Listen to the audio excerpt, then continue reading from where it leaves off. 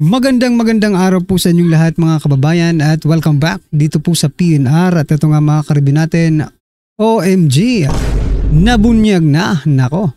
Kaya pala nag-resign si Lacson. Ayan mga kababayan, patungkol po riyan ang ating aalamin at bibigyan ng reaksyon ngayong araw na ito. Pero bago pong lahat mga kababayan, sa mga hindi pa po nakapag-subscribe sa ating munting channel ay pa-subscribe naman po.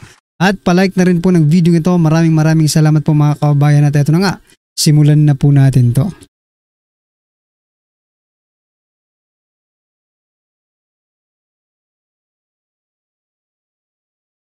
So yan mga kababayan, bago po natin muling i-play ang video ito, pasadahan po muna natin ang mga nagte-trending na mga balita dito po sa mundo ng social media at unahin na po natin to.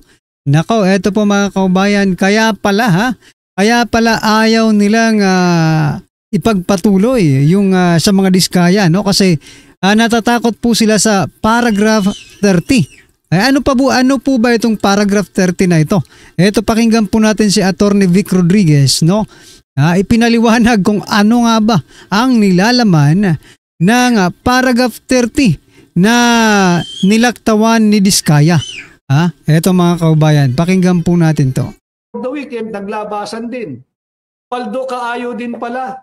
Kanya pala iniiwasan nila mabanggit at mabasa uli yung paragraph 30. Paragraph 30. Paragraph 30 ng affidavit ng Diskaya. No? Napin ko lang, nako. Yung paragraph 30 po ng affidavit ng Diskaya, ito po ang laman. Basahin ko Paragraph 30, DPWH Region 1. Ang nagsasalita po rito yung Ginoong Diskaya sa kanyang affidavit.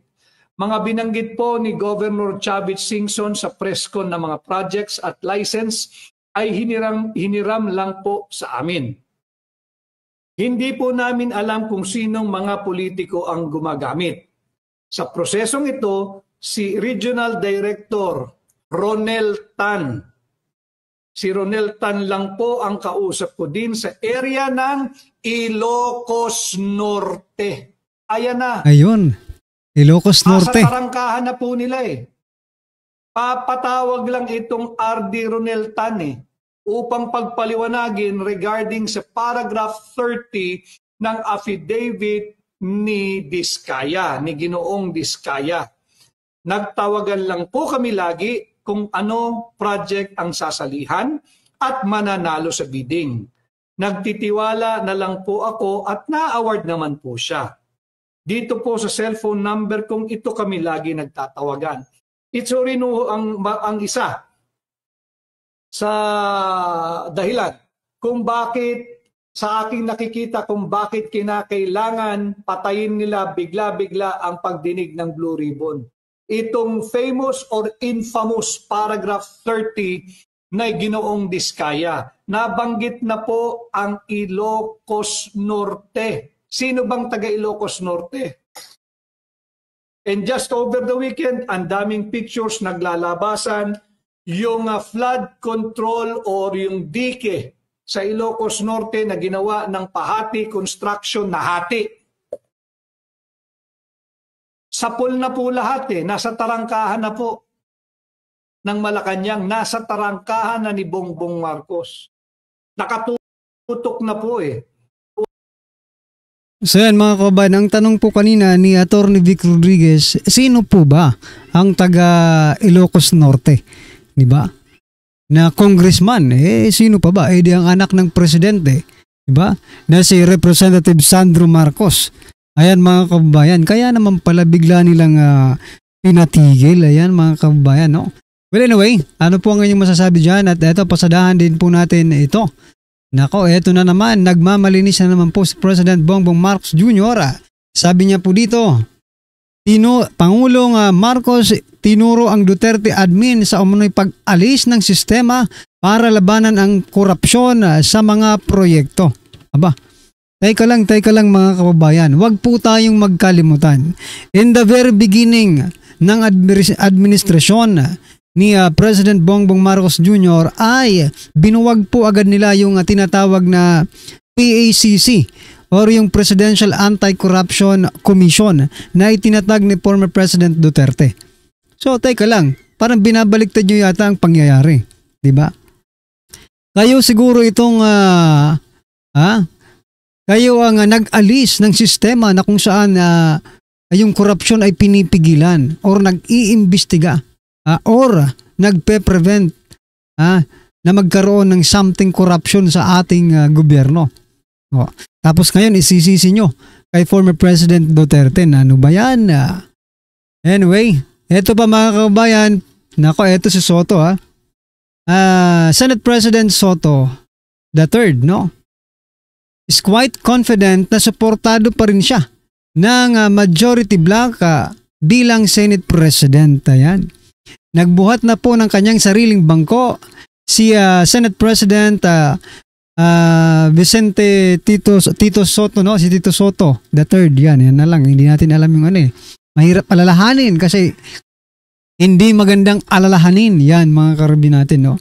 O nagbuhat po ng bangko si Senate President Soto at sinasabi niya nako, tiwala pa rin ako na suportado pa rin siya ng majority bloc. Ayan mga kabayan, ano po ang inyong masasabi dyan? Ay comment nyo na lang po. Pero yung mismong majority leader, no, na si Senator Mig Zubiri ay parang hindi na nagtitiwala sa kanya. Eto last po natin pag-uusapan mga kabayan, patungkol pa rin po kay Soto at eto po, Soto. Mayroon na pong napipisil na mga pwedeng pumalit kay Senator Ping Lacson dyan sa Blue Ribbon Committee bilang chairman. Sila po JB Ejercito, Raffy Tulfo, Risa Hontiveros, Kiko Pangilinan at Pia Cayetano. Ayan, ito pala yung sinasabi niyang mga gustong kaya pala confident siya kasi may 5 siyang pinangalanan. Hindi porket pinangalanan mo yan ay ang allegiance niyan ay sa'yo talaga. Soto. Hindi porket pinangalanan mo yan bilang papalit na chairperson ng Blue Ribbon Committee ay sa'yo na papanig ang mga yan. Diba? Yung iba dyan, alams na. Pero si Risa Hontiveros talagang I think, no? Kiko Pangilinan, Tulfo. Pero itong si JB Ejercito at si Pia Cayetano, I think malaking possibility, no? Na, nako po. Anyway, ano po ang inyong masasabi dyan mga kabayan 5 po ang kanyang pagpipilian. Ang dami naman. Ang dami niyang pagpipilian Pinahihirapan niya yung sarili niya. Alright. Ano po ang inyong masasabi dyan mga kabayan? I-comment nyo na lang. At eto, pasadahan na po natin ang video ito at bigyan po natin ng reaksyon. Eto na po. Eto na. Merong matinding awayan pa. Ito po yung awayan ni Ping Lacson at saka ni Meow Meow. May namumuo nga bang word war sa pagitan ni Senator Panfilo Lacson at bagitong kongresista na si Cavite 4th District Representative Kiko Barzaga? Konting rewind at context sa posibleng dahilan ng banggaan ng dalawang mambabatas. Nagsimula yan sa post ni Barzaga ng larawan ni Lacson kasama ang controversial Diskaya family. Sinalag na yan ni Senator Ping at sinabing binisita lang siya sa opisina para imbitahan na suportahan ang isang rally sa Davao City. But Kong Kiko is not buying that explanation dahil real friends daw ang senador at... Ito kasi yung problema natin dito mga kababayan. Kaya sabi ko nga sa inyo, ang karma, yung digital yan ngayon, mabilis na ika nga. Bakit? Kasi kung maalala ninyo, may mga inilabas ding picture nakasama nila Alcantara at ni Joel Villanueva at saka ni Jinggoy, something like that. I forgot kung sino yung kasama niyang sa DPWH na ngayon ay sangkot sa flood control na yan. Kasama po nila. Anong ginawa nito ni Lacson bilang Blue Ribbon? Tila pinaniwalaan niya yung mga picture. Yun ang problema kasi. Tila pinaniwalaan mo yung mga picture na kasangkot yung mga kasamahan mo. Kaya nga kulang na lang gawin yung bayani yung mga DPWH na yan dahil sa tila para bagang sinasabi nyo, si Diskaya walang credibility pero to mga DPWH employees, mali pala, DPWH officials, merong mga parabagang bayani dahil nag-reveal sila ng mga pangalan. At kasama na nga ho dyan yung mga senador. Di ba? At ngayon, tila ho bumabaligtad ang istorya. Kasi pinaniwalaan niyo yung mga picture. Ngayon, eto, may picture na lumalabas tungkol sa'yo tsaka kay Diskaya. Sasabihin mo, wala lang yan, picture lang yan. Pinagpa-picture lang naman sila. Bakit pag sa'yo, nagpa-picture lang? Pag sa mga kasamahan mo, para bagang meron ng something. Gago! Tama, mali. Di ba? Ganun ang dating eh. Sa kasamahan niya, parang may something na, pero sa kanya, wala. Gago! Ng mag-asawang kontraktor. The saga doesn't end there dahil may post si Senator Lacson. The lawmaker is looking for a veterinarian with an animal psychiatric ward. Ang dahilan umano ay meron daw baliw na pusa at annoying dog na pawang maiingay. Wala naman pinatamaan ang chairman ng Blue Ribbon Committee pero may sagot na agad dyan. Yung obvious naman. Yung meow-meow na yun. Kahit wala. Alam mo, itong si Pinky talaga, oh.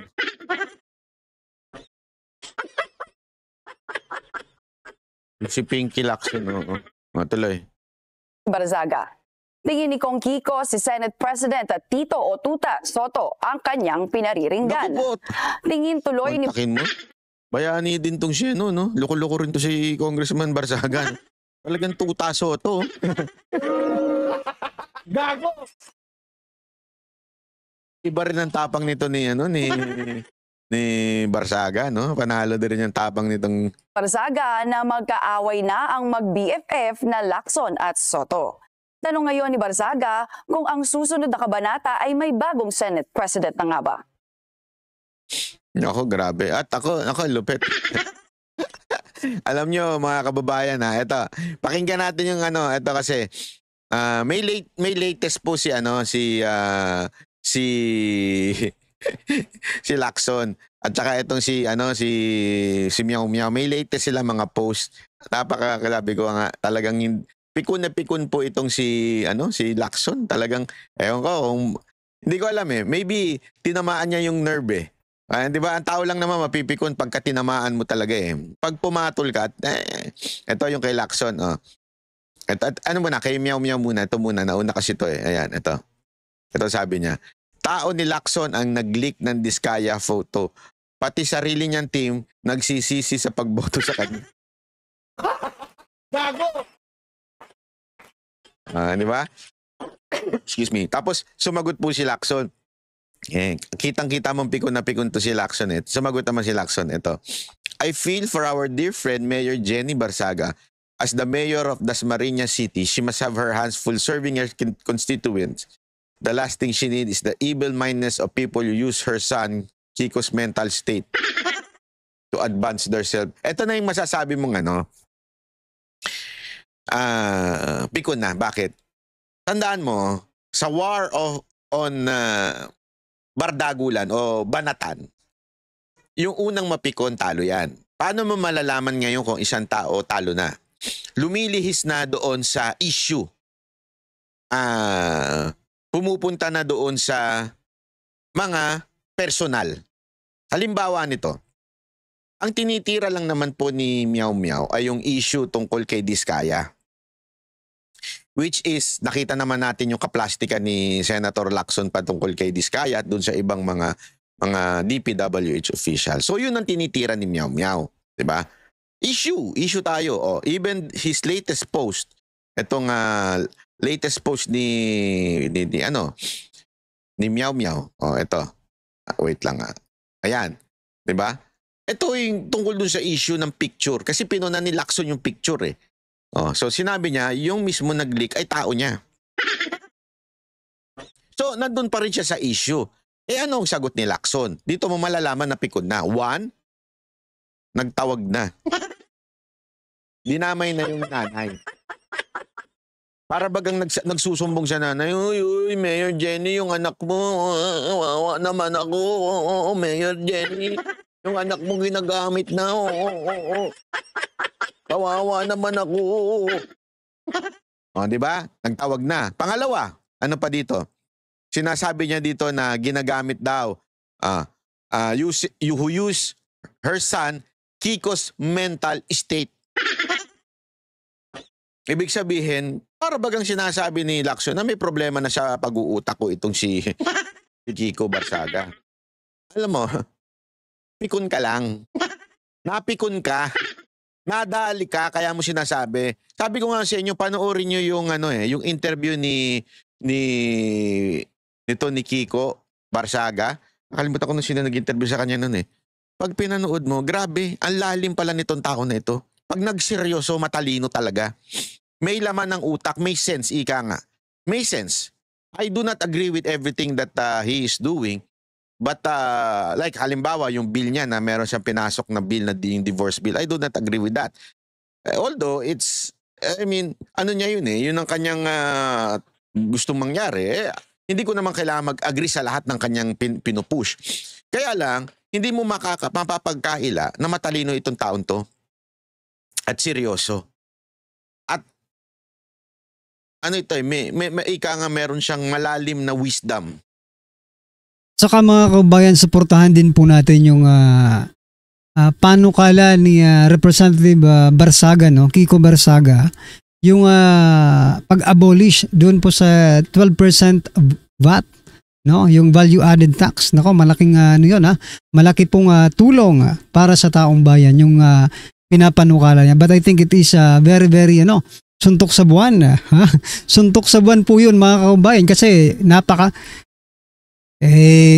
yung iba nga, sa recto nga, dagdag pa ng dagdag ng tax. Isipin mo, magsi-savings ka na lang, tataksan pa ni recto, di ba? But this young man, this neophytes congressman, na si Congressman Barsaga, parang nilalabanan din si recto patungkol po dyan sa kanyang mga tax na yan, okay? Supportahan po natin si Congressman Barsaga, mga kabayan. Anyway, ano po ang inyong opinion, reaction patungkol po sa video ito mga kabayan? I-comment nyo na lang po sa baba. Maraming salamat po. Ayan. May panawagan po mga kabayan dito. Alright, sa lahat po ng batchmate ko. Yan sa Development Communication 2018. Inaanyayahan po kayong lahat na umattend sa ating silver anniversary. Ayan, maraming salamat po.